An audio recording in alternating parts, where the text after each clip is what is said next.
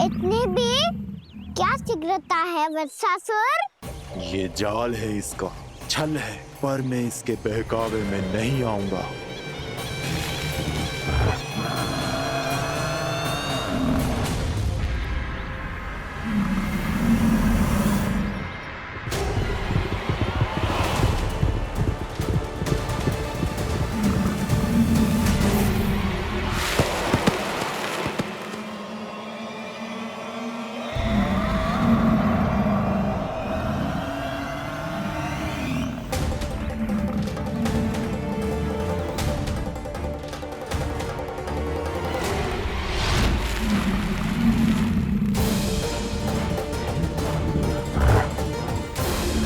कब तक बच पाएगा तू? और स्वयं बच भी गया तो इन बालकों के प्राणों की रक्षा कैसे करेगा?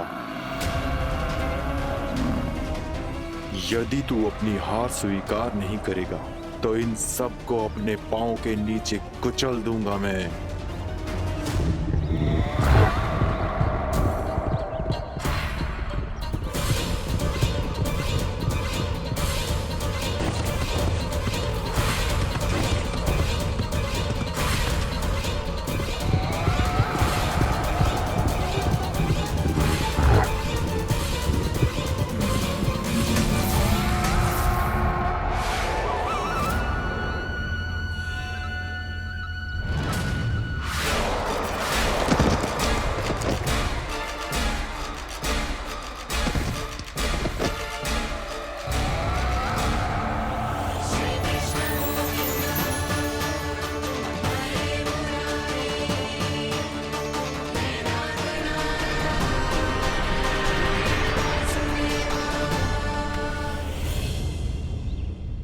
उलझन में क्यों प्रमिला? रामीला, पर मैं तो वत्सासुर हूँ। अब हो, पर वत्स से पहले तो प्रमिला थे, माँ भली असुर। तो फिर मैं वत्सासुर कैसे बना प्रभु? एक बार तुम माँ ऋषि वशिष्ठ के आश्रम गए थे। यक्षो, गंधर्वों और देवताओं तक को पराजित करके जिसने अपने अधीन कर लिया, वो मुरुपुत्र प्रमिलासुर आपके द्वार पर खड़ा है। महर्षि वशिष्ठ स्वागत नहीं करेंगे? द्वार पर खड़ा व्यक्ति देवता या असुर नहीं होता है प्रमिला, वो तो बस एक अतिथि होता है, और अतिथियों का स्वागत करना हमारी परंपरा है। आओ। पर वो नहीं जानते थे, अभिमान तुम्हारे विवेक को निकल चुका था। आपने हमारा स्वागत तो कर लिया महर्षि, परंतु यहाँ तो हमारे बैठने के लिए उचित स्थान तक नहीं है। हे माता नंदिनी, असुर राज के लिए आसन की व्यवस्था कीजिए।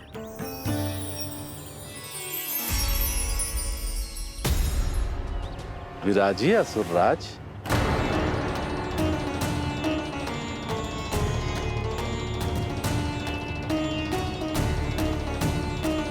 अब जब आपने मुझे बैठने के लिए कहा ही है, तो भोजन की व्यवस्था तो होनी ही चाहिए। अतिथि तो ईश्वर स्वरूप होते हैं प्रमिला, और उनकी इच्छा पूरी करना हमारा कर्तव्य है। हे माता नंदिनी, मेरी विनती स्वीकार करें।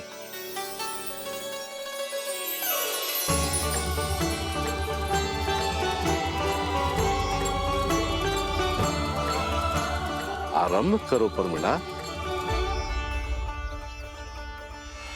ये तो बहुत ही चमत्कारी गाय है, किसी भी मूल्य पर इसे प्राप्त करना ही होगा मुझे। फिर तुमने ऋषि वशिष्ठ से नंदिनी को पाने की योजना बनाई, और कुछ ही दिन के बाद ब्राह्मण का रूप लेकर उनके आश्रम पहुंच गए।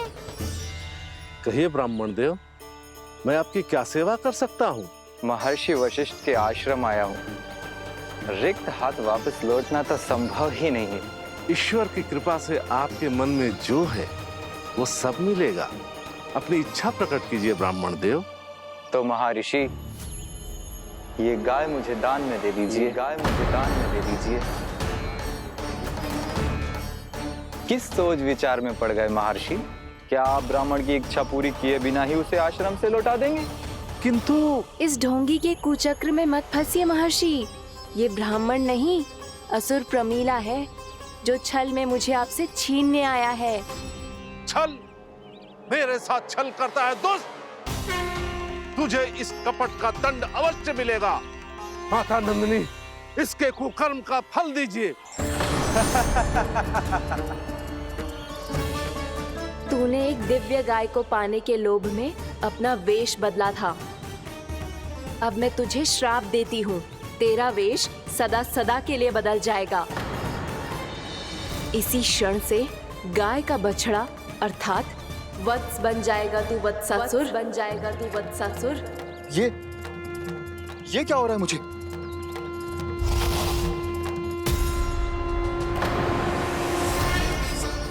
मेरा स्वरूप? हाँ। मुझे क्षमा करें मां नंदिनी, अपना श्राप वापस ले लीजिए। महर्षि, मेरी रक्षा करें। महानंदिनी, मुझे क्षमा कर दीजिए। भूल हो जाने के बाद उसे सुधारने का एक अवसर तो सभी को मिलना चाहिए माँ। इसे क्षमा कर दीजिए माँ, इसे अपनी भूल का पश्चाताप है। आपसे अधिक और कौन जानता है महर्षि, दिया हुआ श्राप वापस नहीं लिया जा सकता। पर मैं तुम्हें वरदान देती हूँ, तुम्हें वत्सासुर के रूप में केवल द्वापर युग तक रहना होगा। उसके बाद स्वयं प्रभु श्री विष्णु के अवतार तुम्हें मुक्ति प्रदान करेंगे।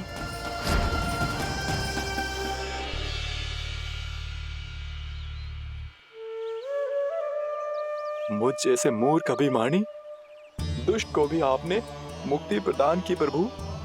जब भी किसी को अपनी भूल का आभास होता है, वो उसी क्षण क्षमा पाने की योग्य बन जाता है। और जिसने वर्षों तक पश्चाताप भी किया हो, उसके लिए तो मुक्ति का मार्ग भी सहज खुल जाता है।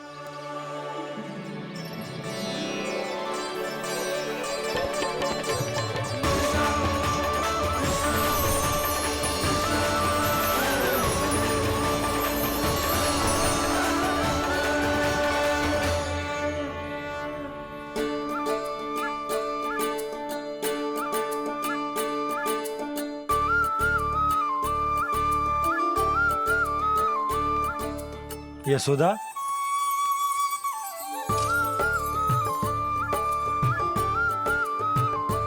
यशोदा, कुम्हार के यहाँ से दीपक ले आए हूं। हर बार की भांति इस बार भी पूरा गांव दीपों से जगमगा उठे हो। वृंदावन में जे हमारी पहली दीपावली है और जे हम बड़ी धूमधाम से मनाएंगे। रानी भाभी, तोरण के रूप में जे टांग दो दौर पे। हाँ, टांग दे। अरे ठहरो, बंसी, जे तोरण थोड़ी ना है। तोरण तो आम के पत्तों और गेंदे के फूल का बनता है। जे किसने कही तुझे ऐसे टांगने के लिए? तोरण क्यों टांगते हैं पता है? हे नारायण, तोरण इसलिए टांगते हैं ताकि बुराई और नकारात्मकता को हम द्वार के बाहर ही रोक दें और भीतर उन शक्तियों को आमंत्रित करें जो ऊर्जा, उत्साह और दिव्यता से भरी हो, जैसे मैया लक्ष्मी। रानी भाभी, ये बात समझ में ना आई कि तोरण में केवल आम के पत्तों और गेंदे के फूलों को ही क्यों लगाया जाता है? वो इसलिए बंसी, क्योंकि आम के पत्ते घर के भीतर की दूषित वायु को खींचकर बाहर निकाल देते हैं और किसी भी प्रकार की नकारात्मक ऊर्जा को उसका हरा रंग घर के भीतर प्रवेश ना करने देते और आंखों को शांति और सुखद अनुभव कराते है, वो बात अलग। इसी प्रकार से गेंदे के फूल भी किसी भी प्रकार की नकारात्मक ऊर्जा को घर के भीतर प्रवेश ना करने देते और उनकी गंध से कीड़े मकोड़े भी घर से दूर ही रहते हैं। समझ में आई बात? जी, समझ गए हो। हाँ, तो समझ गए हो तो जा ना, शीघ्र आम के पत्ते लेके आजा। जी। यशोदा, अपने कान्हा के गौचारण से लौटने की प्रतीक्षा में तुम जितनी व्याकुल हो ना, उतना व्याकुल तो अयोध्यावासी भी ना थे भगवान श्री राम के वनवास से लौटने पर। हर मैया के लिए उसका लल्ला श्री राम ही होता है। अच्छा एक बात बताओ, तुम अपने श्री राम, मेरा अर्थ है कि तुम्हारे लल्ला की प्रतीक्षा ऐसे ही भूखे प्यासे खड़े रहकर इस द्वार पर करने वाली हो क्या? भोजन की स्मृति सता रही है आपको? अपने लल्ला की कोई चिंता ना है। सारे बालक वन में अकेले हैं, अब तो बंसी भी यहाँ आ गए हैं। नारायण ही रक्षा करे उन सबकी, कहीं कोई अनहोनी ना हो जाए। इतने घने वन में कहीं कोई पशु या कोई राक्षस आ गो तो? अभी तो कह रही थी कि तुम्हारा लल्ला श्री राम है। अरे श्री राम तो 14 बरस का वनवास काटकर सुरक्षित अपने घर लौट आए थे। तुम्हारा लल्ला तो सवेरे गया है गौचरण को, गोधूली के पहले वापस आ जाएगा। चिंता मती करो यशोदा, अकेले रहकर सब संभालेगो तभी तो हर परिस्थिति का सामना अच्छे से कर पाएगो।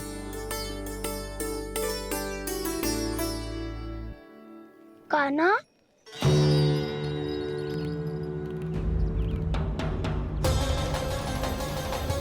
अब की बार तो पूरा फंस गया। अब इस स्थिति को कैसे संभालूं? जी कैसे हो? जी वत्स तो हमारो ना है। जी वत्स तो है ही ना। जी तो एक बहुत भयानक राक्षस लग रहा है। राक्षस? सच्ची बता कान्हा, जे तूने तो ना कियो? ठहर जा कान्हा, हम घर लौट जाएंगे। अब पहरा देने की मेरी बारी है। आप जाओ और विश्राम करो। वन में आने से लेकर अब तक जो भी हुआ है सब तुम्हारी योजना का ही भाग है, और अब ये भी तुमने ही किया है ना कान्हा? मुझे आप नहीं पहचानोगे तो और कौन पहचानेगा दाऊ? पर अब समझ ही गए हो तो बस देखते ही मत रहो, सहीठा भी करो। स्मरण करो क्या है मेरा सत्य। स्मरण करो? मैं कौन? बोल कान्हा, सत्य बता। तू नहीं करो अजय? इतना बड़ा वत्स, बल्कि वत्स भी नहीं, इतना बड़ा राक्षस और इतना छोटा सा कान्हा। उज्जवल अपने बड़बोलेपन में कुछ भी बोलने लगते हो तुम। भला कान्हा में इतनी शक्ति कहाँ जो इतनी बड़े राक्षस की ये दशा कर पाए? तो फिर ये किसने करो जे? ये कार्य तो बस श्री नारायण ही कर सकते हैं, है ना कान्हा? इतनी क्षमता तो उन्हीं में हो सकती है, पर सखाओ इसके बारे में गांव में किसी को पता ना चलना चाहिए। क्यों? क्योंकि यदि हमारे माँ को पता चल गया कि यहाँ कुछ ऐसा हुआ है तो फिर कल से हम में से कोई भी यहाँ ना आ पाएगा। तो फिर गांव में ही खेलना छुपन छुपाई। उन सब का तो केवल वन आना बंद होगा, पर मेरी मैया तो मुझे घर से बाहर निकलने ही ना देगी। नाना, हम किसी को कछु ना बोलेंगे, है ना सखाओ? हाँ।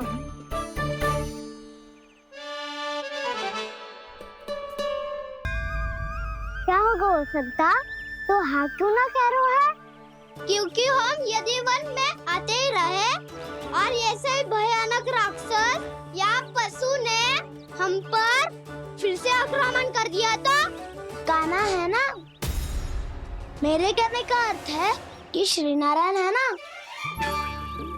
जैसे उन्होंने आज हमारे प्राणों की रक्षा की, भविष्य में भी वही करेंगे। तो चलो और सारे के सारे खाद होली का समय हो गया है, वापस चलना चाहिए। मना तो कर दिया है, पर ये सब मानेंगे यदि इनमें से किसी ने भी भैया के सामने मेरा पेट खोल दिया तो?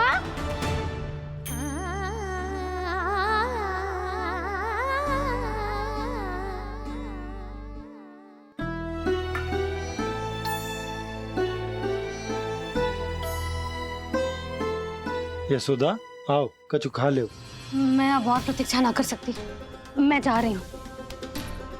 भूखी जाओगी? हाँ, और जब कान्हा पूछेगो कि मैया आपने भोजन कियो कि ना, तो क्या कहोगी? जब उसे पता चलेगो कि उसकी प्यारी मैया उसके बिना भोजन ही ना करती, तो वो स्वयं भी भोजन ना करेगो,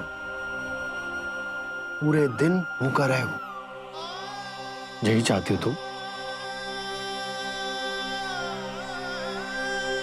कान्हा के लिए भोजन कर लो, फिर मैं स्वयं लेकर चलूंगा तुम्हें कान्हा के पास।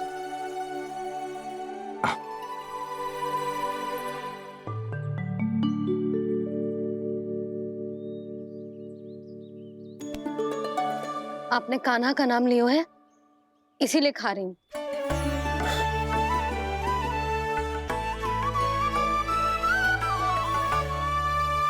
तो जय कृष्ण के नाम को।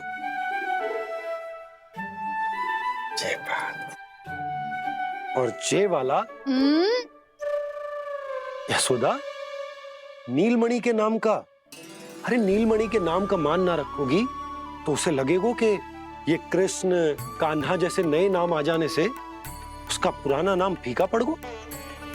स्मरण है ना तुम्हें कि कान्हा के नामकरण से पहले नीलमणि नाम ने हमारा कितना साथ दिया? तो जे तो खाना पड़ेगा। हाँ। बस। और जे अपने नटखट मुरलीधर कान्हा के लिए।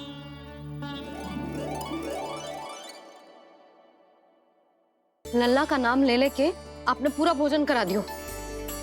अब चलो, ले चलो मुझे उसके पास। आपने कही थी ना? हाँ यशोदा, ये लो।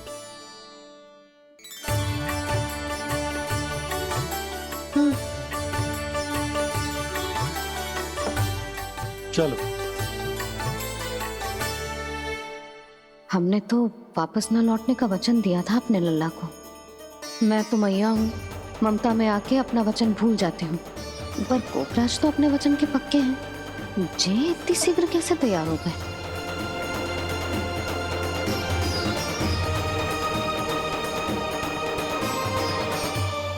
स्मरण है ना, आज जो हुआ है उसके बारे में कोई एक शब्द भी ना बोलेगा। समझ गए? हम तो समझ गए कान्हा, और हम बताएंगे भी ना। पर इसकी मृत्यु देखकर क्या करें? यदि किसी गांव वाले ने देख लिया तो हमें तो बताने की आवश्यकता ही ना पड़ेगा। चिंता मत करो, श्री नारायण सब संभाल लेंगे। ये जहाँ से आया है वही पहुँचा देंगे इसे।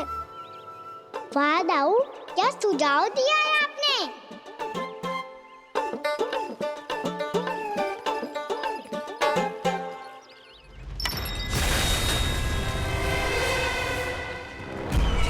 देखना तुम दोनों, जो कोई नहीं कर पाया वो वत्सासुर करके दिखाएगा। बद्ध कर देगा मेरे उस शत्रु का विष्णु अवतार।